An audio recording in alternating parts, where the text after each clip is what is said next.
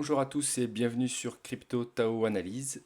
On va regarder aujourd'hui un petit peu la macroéconomie. Ça a pas mal bougé ces derniers temps. Et comme le marché des crypto-monnaies est fortement corrélé au marché des actions, des indices boursiers, on a tout intérêt à voir ce qui se passe un petit peu sur le marché des actions. Et qu'est-ce qui s'est passé ces derniers jours? On a eu une belle correction, une belle chute de environ 12% qui s'est arrêtée il y a quelques jours. Tout le monde commençait à avoir un petit peu peur. Et il s'est passé que juste après, une belle figure de retournement est apparue. On a un beau petit W comme ça qui a été confirmé. On a cassé la ligne de coup. Il est d'ailleurs peut-être en train de revenir sur la ligne de coup et ça c'est encore plus puissant pour pouvoir repartir à la hausse, prendre un peu de force. Donc ça on verra si dans les prochains jours ça se concrétise ou pas. En tout cas, le S&P réagit plutôt bien, ce qui pourrait permettre de donner un peu plus d'élan dans le monde de la crypto-monnaie. Donc, un joli W sur le S&P. Sur le CAC 40, on a à peu près la même chose avec une figure un petit peu moins jolie. Mais on va dire le plus important, c'est que nous ayons toujours des creux et sommets ascendants. Et c'est toujours le cas. Malgré la dernière baisse justement du 24 janvier, on n'est pas les plus bas que la précédente correction du 20 décembre. Donc ça signifie toujours une correction saine malgré une tendance toujours haussière. D'ailleurs, sur le S&P, j'avais pris un mouvement un petit peu plus ancien, un gros mouvement, et on peut s'apercevoir que nous sommes pratiquement allés sur la zone des 38% de Fibonacci, mais disons qu'on s'en est servi comme support quasiment à la mèche, et on est reparti pour faire la figure. Donc on voit toujours l'intérêt de regarder le Fibonacci et de s'assurer que le premier arrêt ne soit pas cassé. Donc voilà, toujours pertinent de regarder ça. Le Nasdaq, il nous a fait à peu près la même chose, rien de plus à signaler. Il a cassé la ligne de coup de son W. Il est peut-être aussi en train de faire un retour sur la ligne de coup, on verra. Et de toute façon, que ce soit pour le Nasdaq, le CAC ou le S&P, l'intérêt c'est justement avec le Fibonacci de vérifier que la prochaine zone qui sera atteinte, ça sera dans la zone des 61,8 et 78,6. Ce sera les prochains objectifs en termes de hausse. Donc on verra le combat entre les acheteurs et les vendeurs dans cette zone, savoir si les acheteurs maintiennent toujours leur pression, ce qui pourra peut-être envisager de faire un nouvel ATH. Donc maintenant Bitcoin. Bitcoin, qu'est-ce qu'il nous a fait lui pendant ce temps? Justement, quand le W s'est formé sur les actions, lui, ça lui a permis de faire une succession de bougies vertes. Et là, il nous fait une petite correction depuis hier. D'ailleurs, il a buté sur les 50% de Fibonacci, là, sur le dernier mouvement de baissier. On voit que ça a bien fait résistance. Et là, actuellement, il fait une correction. Alors, il fait une correction. Il est toujours dans son canal baissier qu'on peut voir ici, hein. Donc, voilà, il est vraiment venu en résistance sur la partie haute du canal. Ça a bien fait résistance. Il s'est fait rejeter pour l'instant. Alors, il se fait rejeter, ça pourrait permettre enfin, ça pourrait nous faire penser que la continuation sera toujours baissière pendant un petit moment. Pourquoi pas? Disons que c'est 50-50. Ça pourrait aussi être l'occasion, si nous avons trouvé support sur les 32 800, de former une figure en W pour pouvoir vraiment stopper la baisse. Et là, on sortirait du canal. Et on commencerait alors soit un range, on n'est pas obligé de faire un W comme je vous avais dit sur les précédentes vidéos sur les patterns. On peut faire un range et ce serait d'autant plus intéressant de faire du range pour encore décourager la majorité des vendeurs et des acheteurs d'ailleurs. Parce qu'on voit que de toute façon le Bitcoin a un désintérêt total sur le marché spot, le marché classique. On voit que les volumes sont très faibles. Donc on voit vraiment qu'il n'y a pas d'intérêt pour l'instant sur le Bitcoin. Ce qui pousse le prix vers le haut et vers le bas, actuellement, ce sont les contrats dérivés qui sont justement tellement convoités. Il y a un open interest tellement élevé qu'il y a trop d'intérêt justement pour avoir un prix plat. Et donc l'oscillation se fait pour aller chercher les zones de liquidation. On va aller voir ça d'ailleurs un petit peu juste après. Juste pour noter qu'on a du coup un volume spot très faible toujours. On a une convergence avec le RSI. donc convergence RSI prix. Et on a par contre ce qui est plutôt positif, c'est qu'on a une sortie de la zone de survente. Donc ça c'est plutôt bénéfique, on est quasiment dans la zone neutre. Donc ok, pas de signal particulier sur les indicateurs. Par contre, on va regarder dans le détail ce qui nous intéresse sur le marché des contrats dérivés. On a toujours un spread négatif, là je suis en 1 heure. On a toujours un spread négatif. Rappelez-vous que c'est une des conditions nécessaires pour pouvoir poser un support. Je vais le mettre en 4 heures plutôt pour dézoomer un peu. Bon, 6 heures, voilà. Est-ce qu'on arrive à voir un petit peu mieux que ça? Ok. On a un spread négatif. On a le funding rate qui frôle toujours dans le négatif, timidement mais de plus en plus. On a un open interest qui est toujours très élevé. On est actuellement... alors on a baissé quand même depuis hier. On a eu une belle liquidation justement dans la correction. On était quasiment à 6,5 milliards de dollars.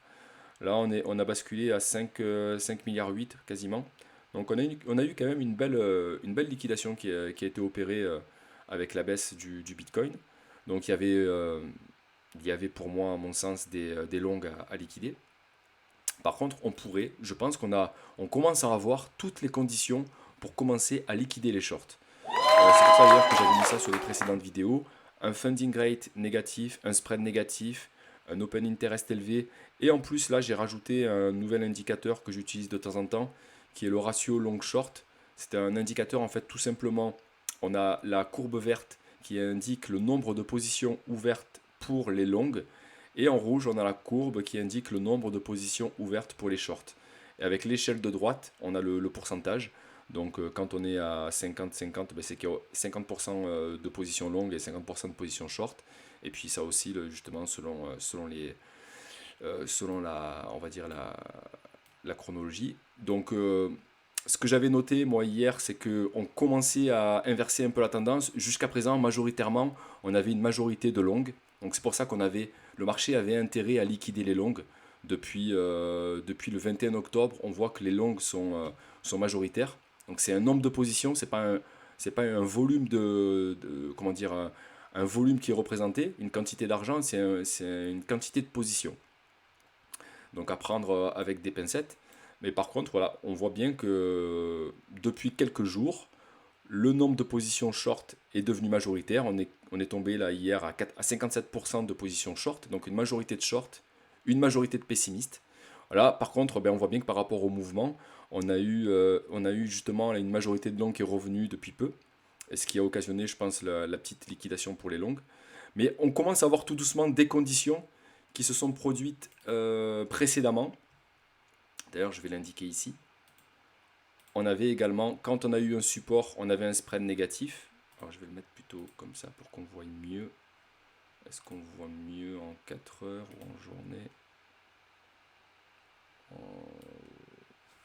Alors, on va le mettre plutôt comme ça. Voilà. Précédemment cet été, le support qu'on a trouvé ici, c'était quand on avait un spread négatif, un funding rate négatif, avec un open interest qui était quand même pas mal élevé. Et on voit bien qu'il y avait également une grande quantité de positions short ouvertes. C'était à ce moment-là que justement les shorts commençaient à être majoritaires, alors qu'auparavant non, on avait une majorité de longues. D'ailleurs, c'est pour ça que le marché a baissé, c'est parce que dans ces plus hauts de l'été dernier, les gens étaient trop optimistes, tout le monde voulait voir le Bitcoin à 200 000 dollars, ce qui a fait qu'on est venu liquider les longues, et du coup le prix a baissé. Donc là, actuellement, dans un second temps, pardon, au mois d'octobre, septembre-octobre, on avait un nouveau support avec un spread négatif, un funding qui était un peu dans le négatif, open interest toujours élevé, et des positions aussi short majoritaires. Donc pareil, toujours les ingrédients nécessaires pour faire notre petite cuisine, pour liquider les gens qui vont bien. Et puis, là actuellement, on a le spread négatif, le funding qui rentre dans le négatif, l'open interest qui est toujours élevé, toujours énormément d'intérêt sur le marché. Et on commence à avoir tout doucement, depuis peu, une majorité de shorts. Donc, à mon sens, tôt ou tard, très prochainement, nous aurons intérêt à liquider les shorts. Liquider les shorts, concrètement, ça veut dire quoi? Je vais vous donner un exemple. Je vais un petit peu alléger le graphique pour qu'on se rende un peu plus compte. Disons que je suis un spéculateur, je suis pessimiste, je vois le Bitcoin plutôt à 20 000 dollars, donc je vais faire un short. Je vais shorter le marché. C'est comme ça qu'on dit quand on veut voir le Bitcoin à la baisse et qu'on veut spéculer à la baisse.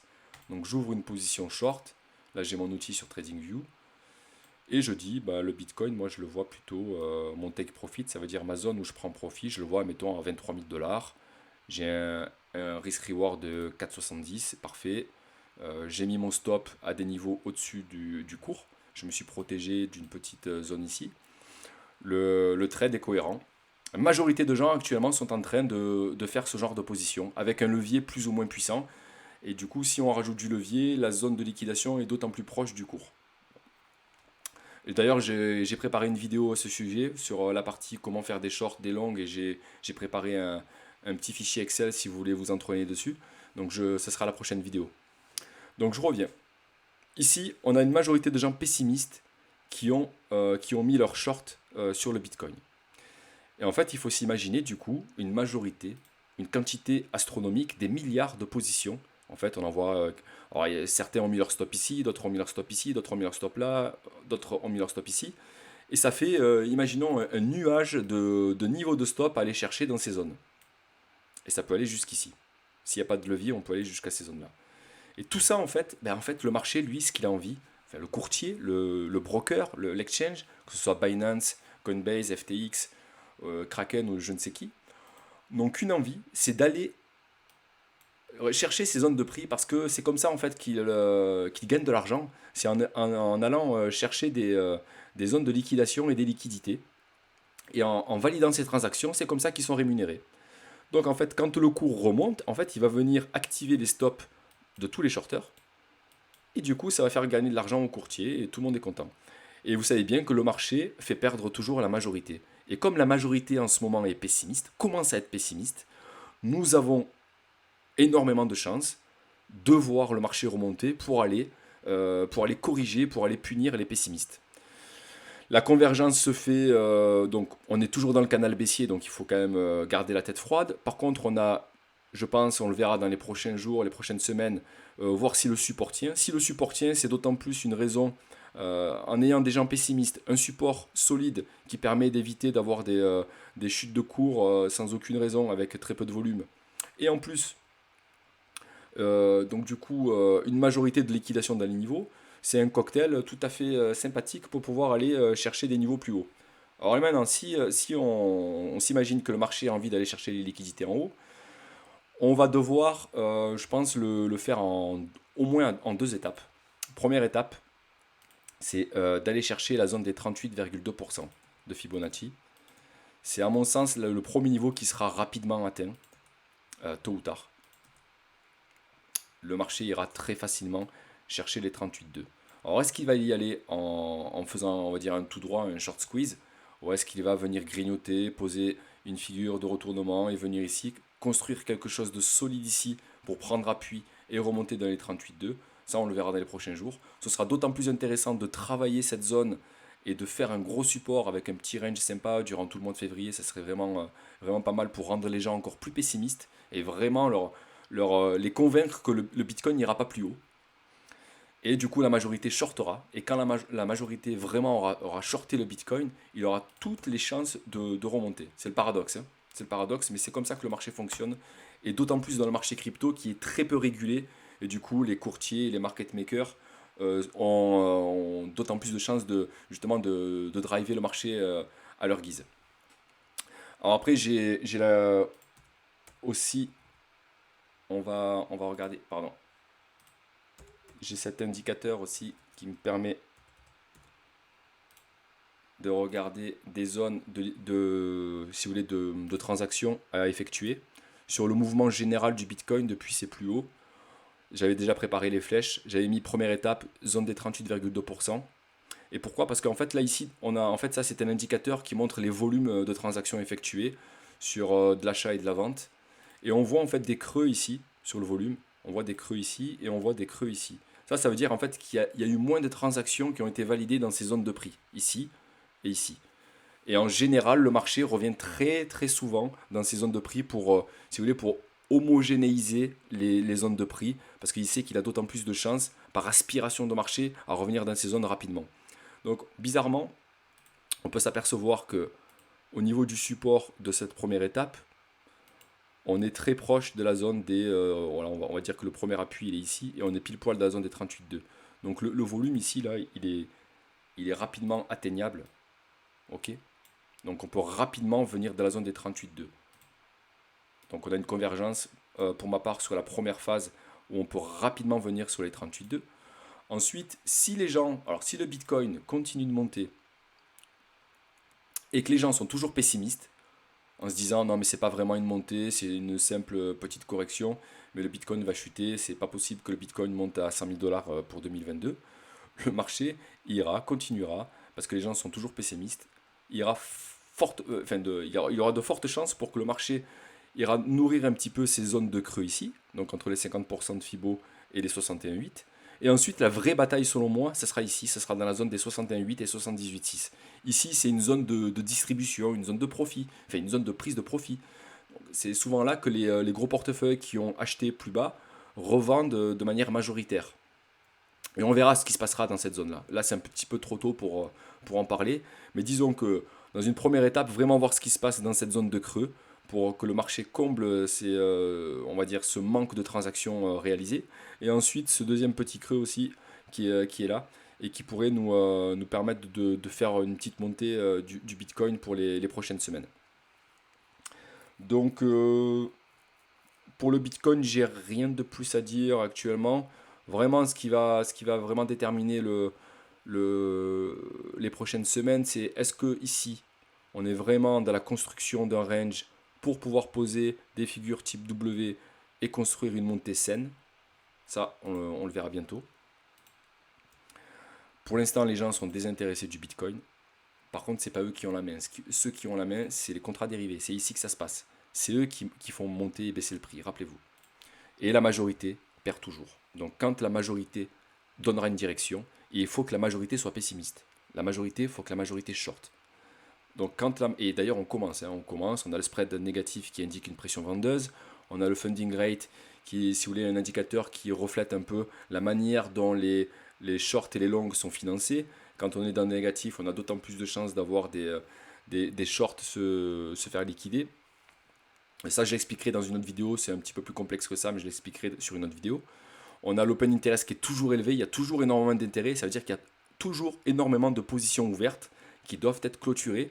Et quand l'open interest chute, ça c'est une zone de liquidation. C'est quand des spéculateurs ont été liquidés. Et le marché a besoin de venir liquider. Et là, ça fait un petit moment qu'on n'a pas liquidé grand-chose. On est toujours dans des sommets assez élevés depuis septembre 2021. On n'arrive pas à descendre en dessous des 4,9, des 5 milliards de dollars. Alors que jusqu'à présent, le Bitcoin, si vous regardez dans l'historique, voilà, on a connu des 6 milliards pendant le pic, pendant le dernier ATH d'avril 2021. Mais voilà, hormis cette période-là, on était dans un intérêt qui était beaucoup moins croissant. Sachant pour ma part que je pense que de toute façon dans les crypto-monnaies il y a de plus en plus d'intérêt. C'est pour ça que je m'étais amusé à tracer cette droite, cette trendline qui pour moi montre une espèce de croissance d'intérêt qui est tout à fait arbitraire, hein. Elle n'indique rien de plus que ma pensée. Mais par contre il y a fort à parier qu'on aura dans tous les cas, même si une majorité se fait liquider, on aura toujours une croissance au niveau de l'open interest. Donc là c'est pour le Bitcoin, mais c'est la même chose pour l'Ether et puis pour les autres crypto-monnaies qui sont soumis aux contrats dérivés. Aussi, au niveau sentiment pardon, du marché, on est toujours. Alors, on est revenu dans l'extrême peur. Hier, on était dans la peur. Mais on est toujours dans l'extrême peur. Donc, ça, c'est très bon signe aussi. C'est un des indicateurs qui nous permet de poser un support. Donc, disons qu'on a tous les ingrédients pour poser support ici. On a un historique au niveau support qui pourrait faire appui.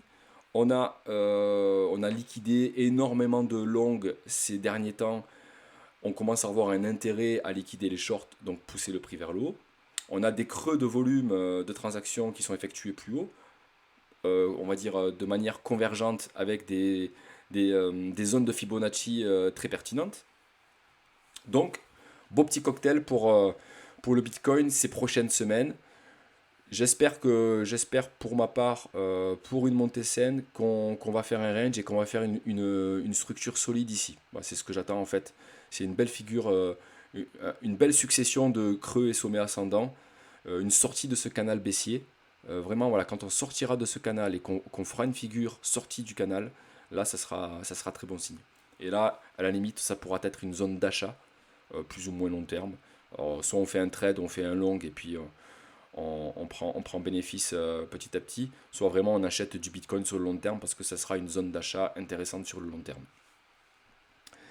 Donc voilà pour la petite partie analyse Bitcoin, et un petit peu aussi, j'ai fait un petit peu d'indice action. Juste pour terminer, j'ai oublié d'en parler, mais je vais quand même en parler, c'est intéressant. C'est la partie valeur refuge. Les valeurs refuges par excellence, immobilier et or. Donc l'or, qu'est-ce qu'il nous fait? Il est toujours dans son triangle de compression.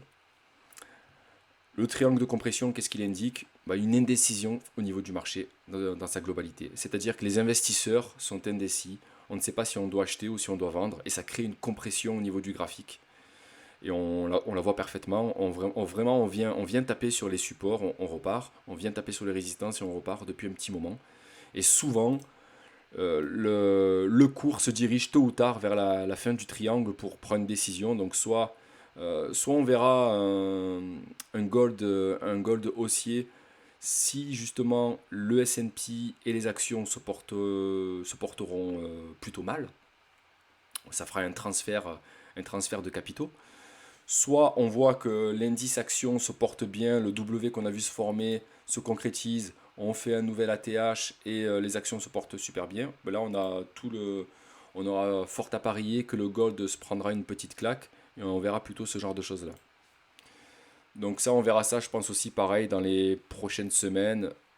Bon, c'est pas une science, hein, c'est pas dit qu'on attende d'atteindre la fin du triangle pour sortir, mais en tout cas, voilà, la compression est là et elle est de plus en plus présente, et ça va péter comme un ressort. Donc voilà pour la partie valeur refuge.